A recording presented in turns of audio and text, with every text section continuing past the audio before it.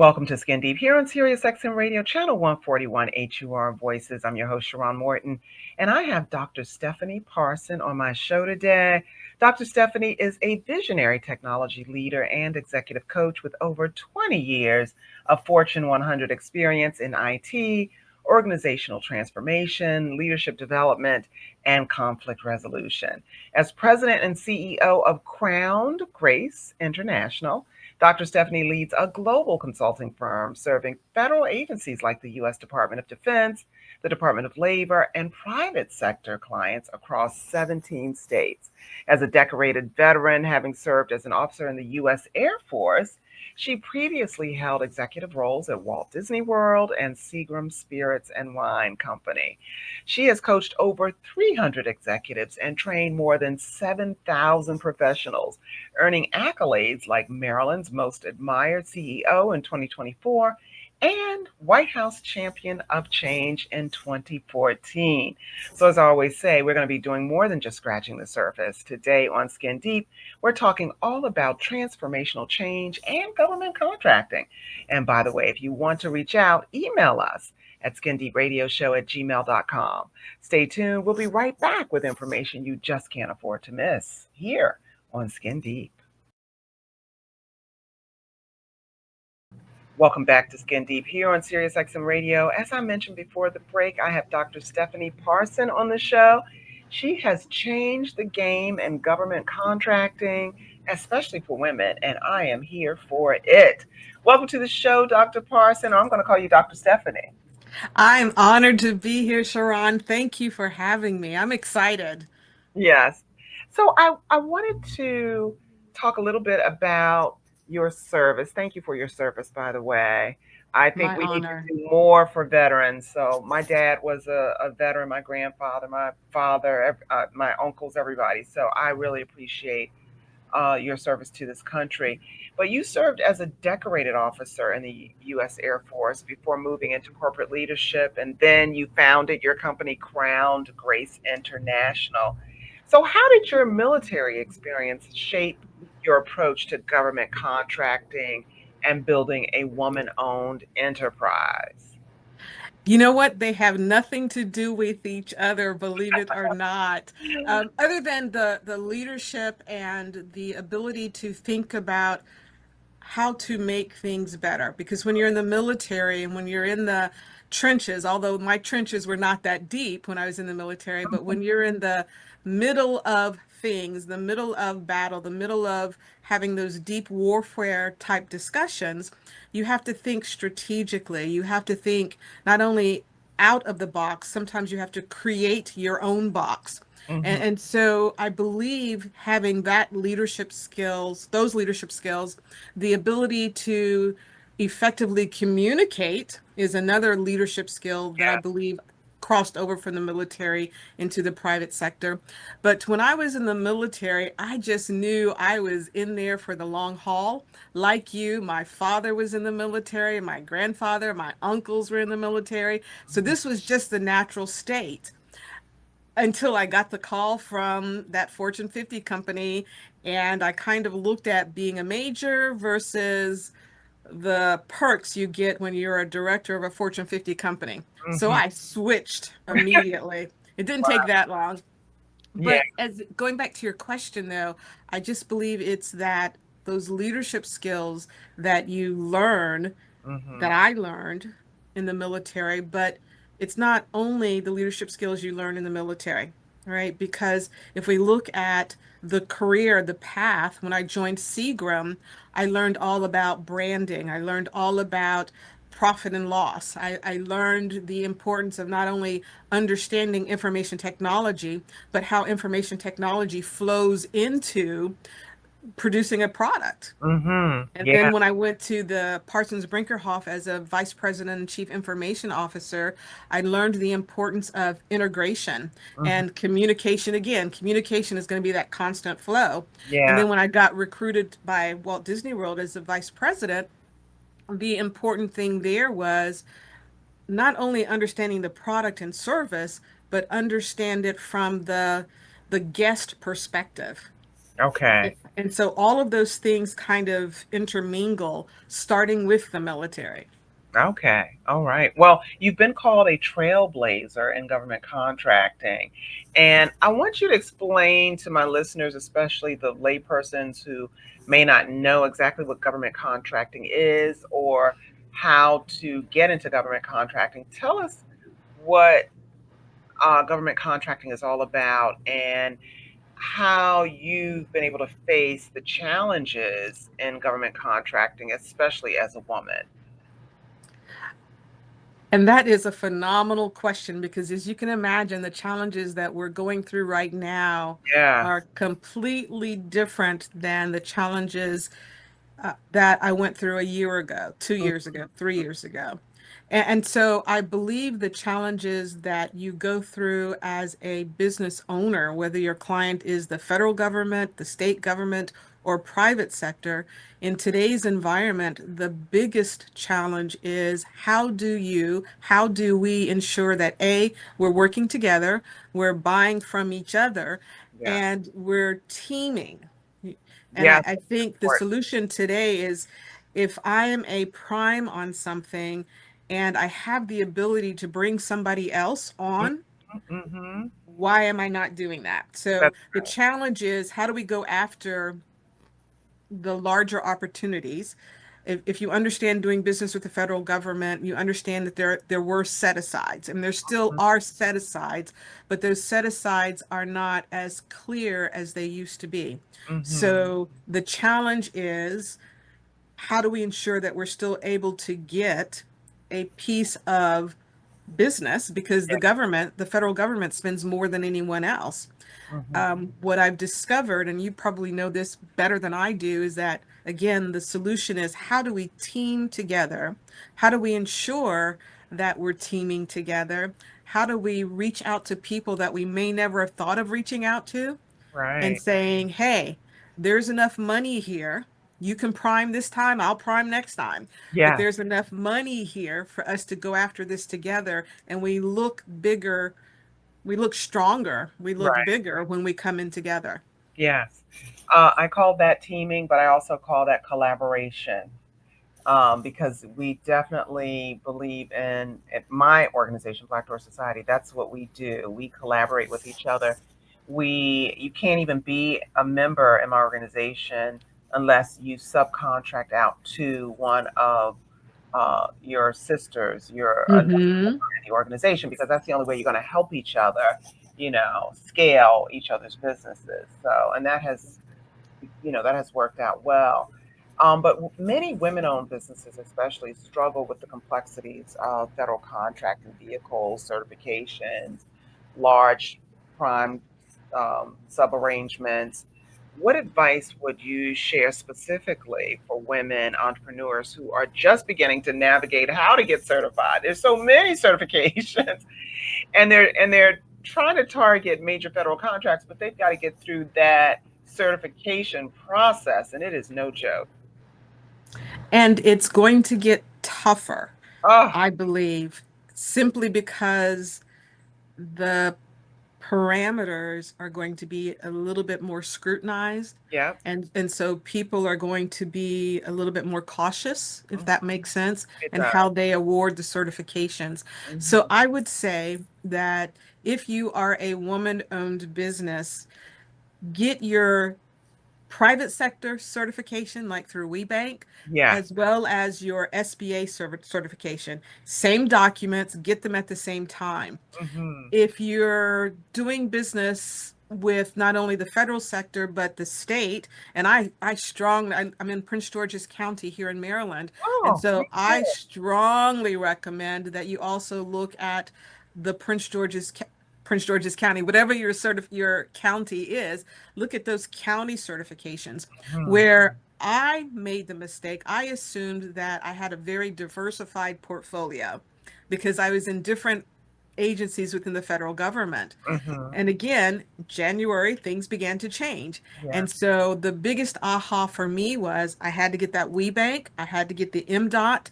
Yes. I am getting, I think there are two other certifications that I'm obtaining but it's at the county level, the state level, and the federal level. That's right. And therefore, my portfolio, my opportunities for business is much larger.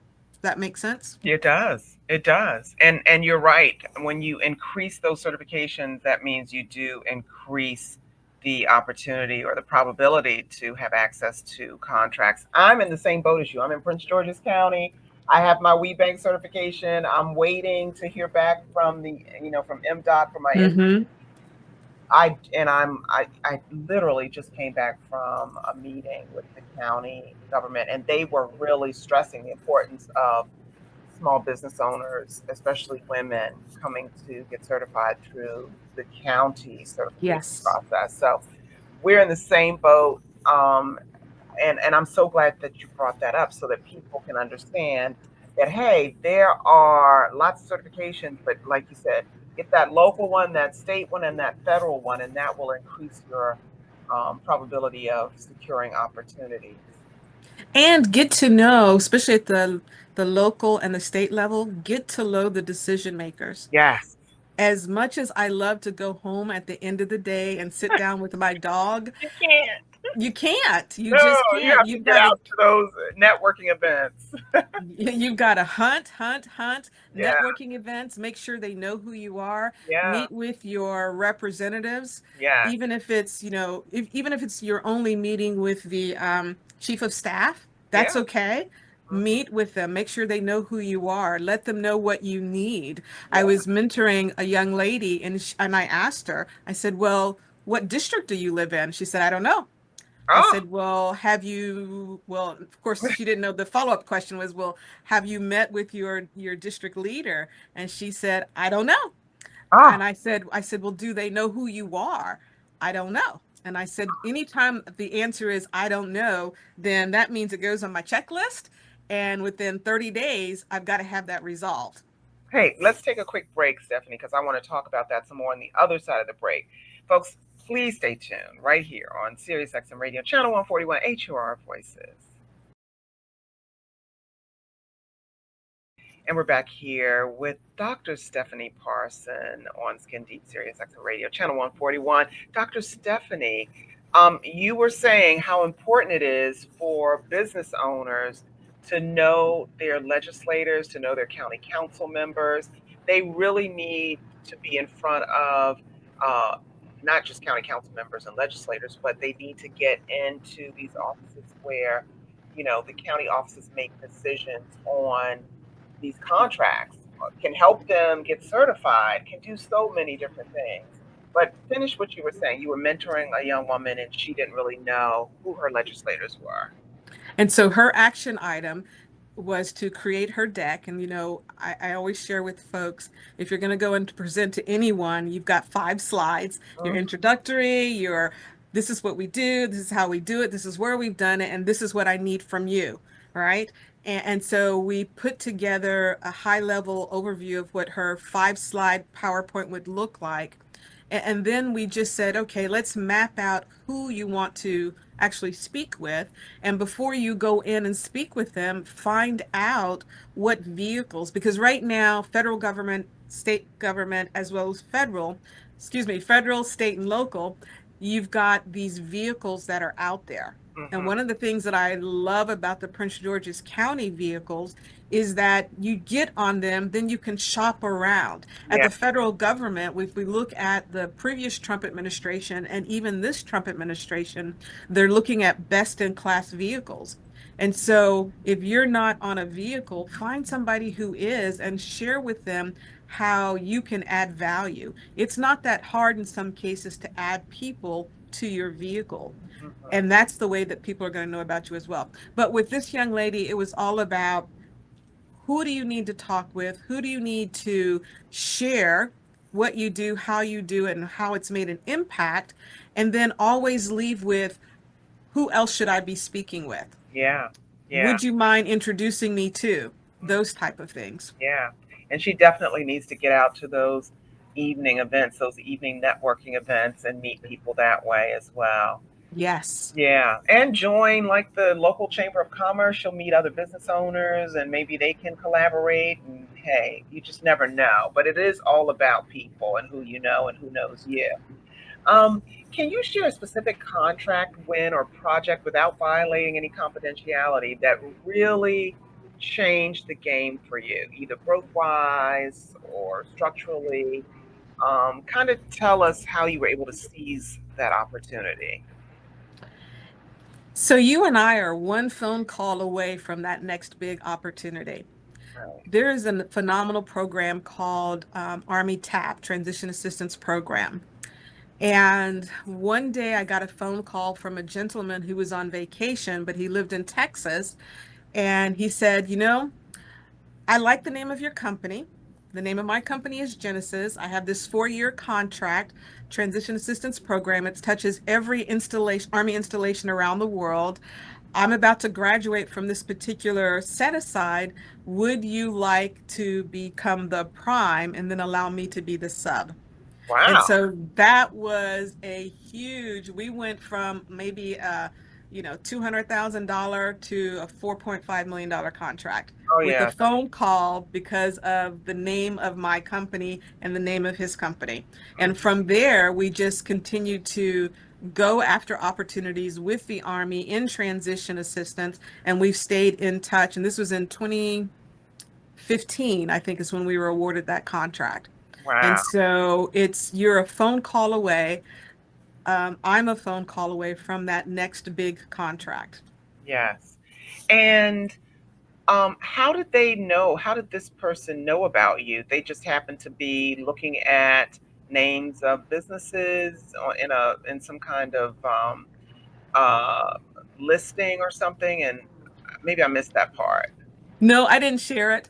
Okay. They didn't miss what happened. You want to go see what had happened was what my ops director at the time, she actually lived in San Antonio, and she was going to these meetings and just meeting different people, different buyers, different organizational leaders in San Antonio, and gave her card to somebody, and that somebody, I'm not sure who that somebody was, gave her card to the guy that owns Genesis. Uh huh. Oh, Right. So going back to what we said earlier, right? yeah. Networking, getting out there.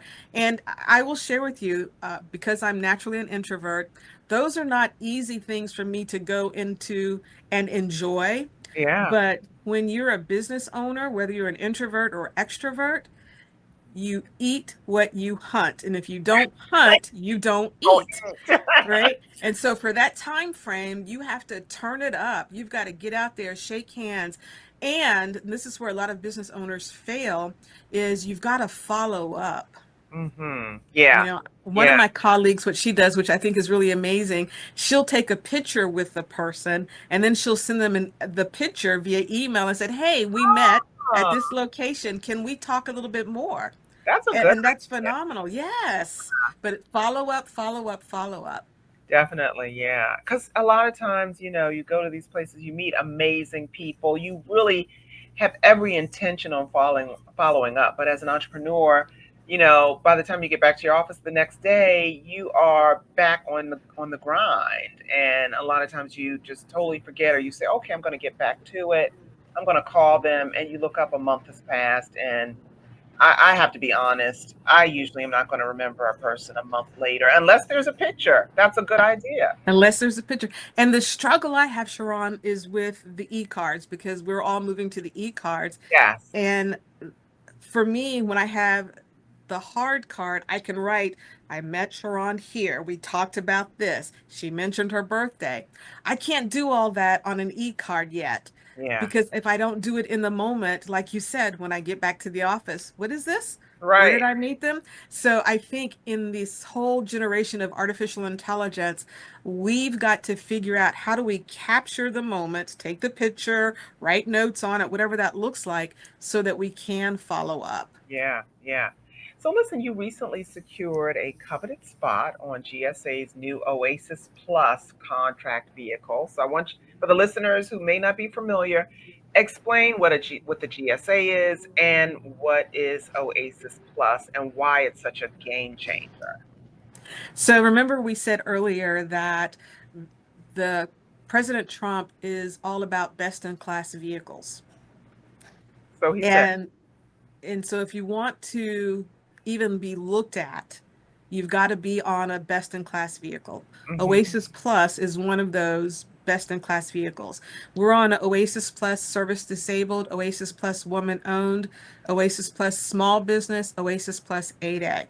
And those were all the categories that we could respond to. And we did bring in a team. Remember earlier we talked about the importance of teaming. Yeah. So we've got probably about 5 or 6 businesses that we went after the series of Oasis vehicles so that we could again go shopping. If you're old enough to remember the Sears catalog, I explain the best in class vehicles as you've got a catalog and nobody can order from the catalog if you're not in there, you Yeah. know? And Yeah. so this is how we look at the vehicles. And what we have to do again, especially now, is that we've got to come together and look bigger than we are, because if you're following the federal acquisition regulations or the FARs, you're seeing that they're reducing, how do I say this? They're reducing the set asides, Hmm.